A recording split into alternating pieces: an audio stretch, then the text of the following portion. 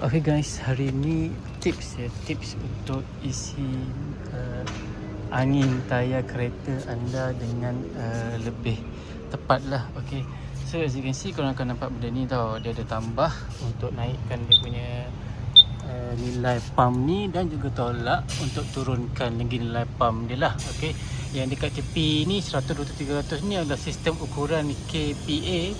Dan kalau yang dalam ni 10, 20, 30 ni adalah sistem kiraan PSI dia, okay, ataupun pound per inch square. Tapi untuk kereta anda, dia ada optimum tire pressure yang disarankan lah oleh manufacturer.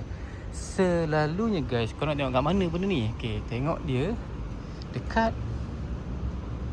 Okay, kita pergi jalan. Okay, selalunya guys, dia akan ada dekat, korang buka pintu kereta, dekat belah driver side, kat sini. Okay, dia tulis dah saiz tayar apa yang korang perlu pakai pada kereta anda. Depan dia berapa recommended pressure, belakang berapa recommended pressure. So yang atas tu kPa, bawah PSI lah. So we go with kPa today. Depan dia perlukan 210 untuk optimum condition. Okay, jadi jom kita pergi set 210 dulu. Okay, so sini kita set kepada lebih kurang lah. Okay, this is 210. Korang adjust sendiri.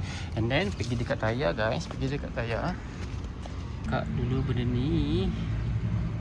Okay, sini korang masukkan kepala pengisi angin ni. Depan boleh, belakang pun boleh. Masukkan depan. Korang tengok kat situ tau. Kat situ nampak tak? Ni kalau ni tayar kereta saya lebih kurang. So dia akan naik sampai pada 6 ke 10. Dia ada bunyi tu guys, dan dia 19. Okay, itu dah siap. Korang pasang balik tudung ni, settle. Okay, so tu je lah. It's very simple actually.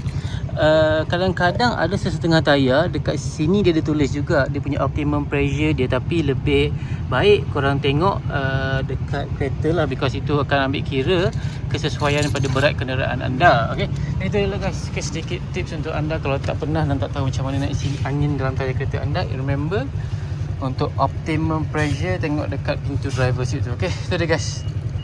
Harap membantulah. Okay, guys, sebelum saya lupa guys, lepas korang dah guna, jadilah pengguna yang bijak. Jangan biar hose pump angin ni bisa sepah kat atas lantai. Korang at least lipat dah sikit, letaklah dia proper sikit. Okay, tu dia guys. Kalau ada part menyangkut, tak sangkut dia. Kalau tak ada, at least let it be in an orderly fashion lah. Okay, jadi guys, sekian cara untuk isi minyak kereta, isi minyak, isi angin tayar kereta anda. Okay.